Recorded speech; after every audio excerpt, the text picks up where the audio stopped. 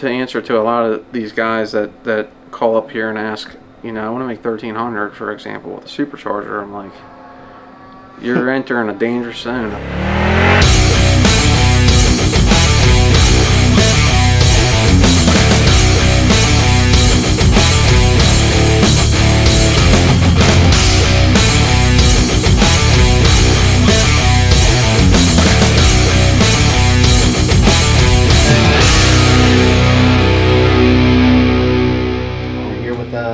Another infomercial. So we're going to talk about valves today and different materials and why different materials are better than others. I don't have two of the exact same size valve to give you apples to apples on weight. You'll get the idea. So this right here is a stainless valve. They come pretty standard in your average $3,000-$4,000 cylinder head. You're not getting a titanium valve with spending $4,000. Or $3,000 or whatever you're going to spend. So stainless is heavier than titanium by a good bit, and this is a titanium valve. And you can see here, if you overlay them, I mean, I'm just guesstimating here, but this one's definitely bigger, and it's titanium, and it's most definitely longer. But the weight of the stainless valve is 98.14 grams, and the weight of the bigger titanium valve is 90.06. So 90 even.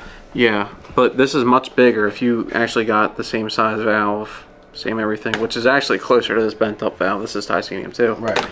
This is a little shorter, but it's the same size valve itself, like the actual head. Right. And if you weigh this thing, it's 73. Yeah. Compared to 98. Yeah. Although this is shorter, so I don't really have a good judgment on it. Yeah, but those are pretty close in height. Like, you're really only missing that little extra right there. So. We get a lot of people call and say, I want to make 1,300 horsepower. You can't just buy your basic build $15,000 engine. It's really about like how stable the valve train is really what it comes to. It's not necessarily just your camshaft you're putting in it, but the more aggressive load you're putting it on, the lighter the valve train needs to be stable. If you have a heavy stainless valve in it and a really aggressive cam and you're revving it high above 7,000, 7,500, you really need the titanium valve, because what happens is if you have a little valve float or judder in there, as these things are moving really, really fast, the stainless one can wind up looking like this because it snaps the head off. Yeah, pull that in a little bit closer. So they can see like what the end of that thing looks like. Yeah, so it would trash a motor pretty much. I mean, right. Breaking a valve is no fun. It's usually pretty expensive to fix all that stuff. So the heavier the valve is, the harder it is on the spring. The springs last less. If you have a hydraulic lifter, it's harder on that. It's harder on everything because you're moving the weight. Say, for example, like my car. I have a lot of money in the valve train. It's got titanium everything. The rockers on it are really nice. The springs is best money can buy. Lifter, everything about it, push rod, everything adds up to be really expensive, but you're not only looking at weight savings, but you're looking at the deflection. What I mean by that is you're deflecting the push rod, rocker arm, anything in the valve train could deflect, which actually could cause the cam to be smaller at 8,000 RPM instead of what it's actually listed to be. Right. So it's really not getting your full performance out of what it could be. You know, you hear me talk about solid roller and stuff, and that's really good, but you need the rest of the valve train to hold up to it. If you don't, then bad stuff's going to happen real quick. So like all your NA stuff that we've done that makes 800-900 horsepower with like Mr. John's NHRA. Yeah, the legal Copo stuff. Yeah, like his legal engines you have to have. Like you can only have, I think, like 639 lift, and his stuff makes like 830 horsepower naturally aspirated. And that's pretty serious, and it has to have his factory GM casting head on it. It can't be bigger, like the port can't be bigger. There's a lot of rules to that stuff, and they do check it. NHRA will check that.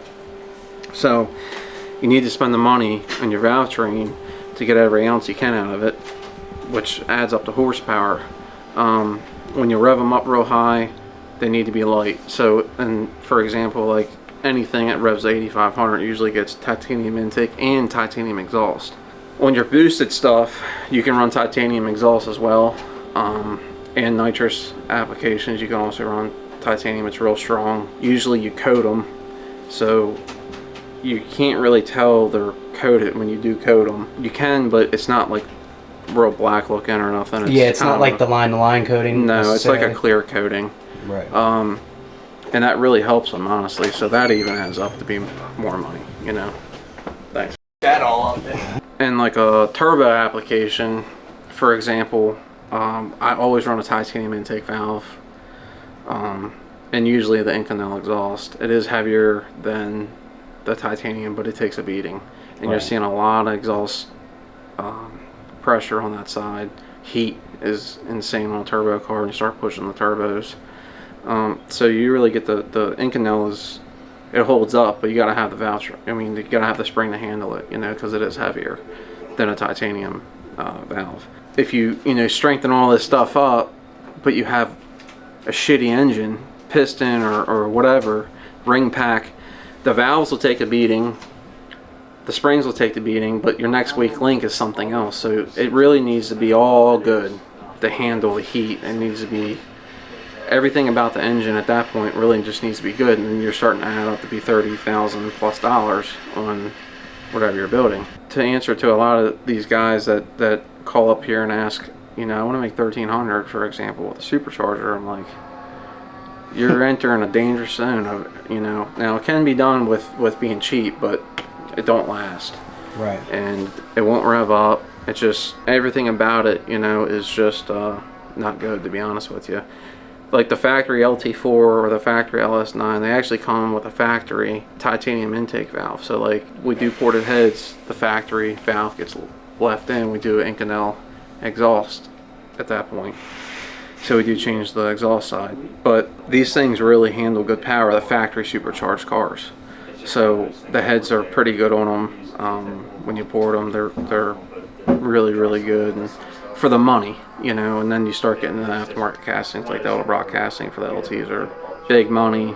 We make a header for them, and it does gain, but it's a lot of money for a little gain. Yeah. So it just depends how serious you want the build to be. But to make 1300 in a LT or LS platform, you need to spend every ounce you can. It's not like a Coyote. Those things run pretty good with 4 cams in them, and we only have 2 valves and 1 camshaft. So money needs to be spent on it, Yeah. It's not that it's crappy by any means. It's still a pushrod engine, so it needs to be, same with the Hemi, money needs to be spent on them to perform properly. That's just a little insight about some valves, and the builds that come through here are mainly titanium valves on the intake and Inconel exhaust.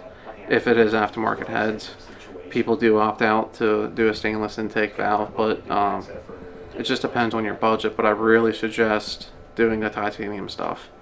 It's just way easier on things, and if you ever do any kind of solid roller, it needs a titanium intake valve for sure. And if you want to rev it really above 7,500 RPM properly, safely, it needs a titanium intake valve. So that's it really. I see your arms getting tired. Yeah, no, they are, but it's all good.